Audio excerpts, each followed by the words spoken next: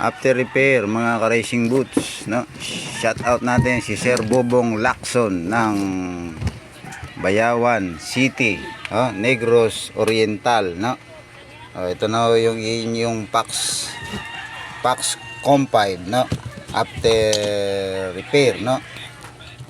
Ito lahat ng plastic nito nabasag na, no? Medyo may kalumaan na rin tong model na to, yung Com5, no? Parang unang labas to ng Com5 pa ata, no?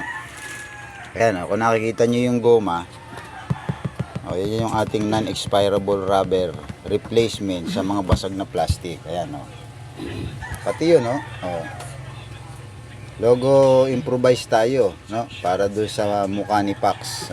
Ayan, hindi nga lang perfect ang itsura ni Mr. Pax. Medyo namamaga yung kabilang mata, pero pag yan yung naputikan sa trail, hindi na halata yan na fake Mr. Pax na yung logo nyo, no? Pati mga strap po niya nagkaputol-putol, ginamitan na natin ng ating strap na replacement, no? Yung swelas, tinahian na natin. Ayan, nakita nyo, nakatahi, no? Yung nakikita nyo mga kulay na yan, yung brown, yung puti, no?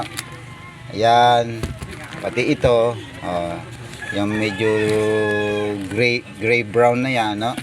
Yan tayo na naglagay niyan kasi expired na yung synthetic niya, no? Bak na, no? Ayan, kinuha lang natin ito yung mga rubber pads ni Pax, no?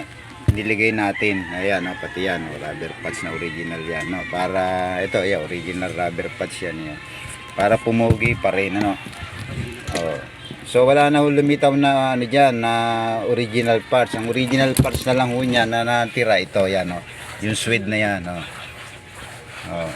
yung the rest niyan, ito original to, yung gitna, no? Pero yung palibot niyan puro genuine leather na ang nilagay natin, no? Kaya napakatibay na ng pinakakatawan niya, yung pinaka base ng boots, kasi wala na synthetic na nakalitaw, no? Puro leather na, no? Yung swelas, hindi niya na pinatanggal, no? Ayan. So ayan, no? Pabalik na Sir Bobong Lacson ang iyong Pax, no? Sa probinsya, no? Maraming salamat Sir Bobong Lacson, no? Sa pagtitiwala sa Bong Racing Boots, no?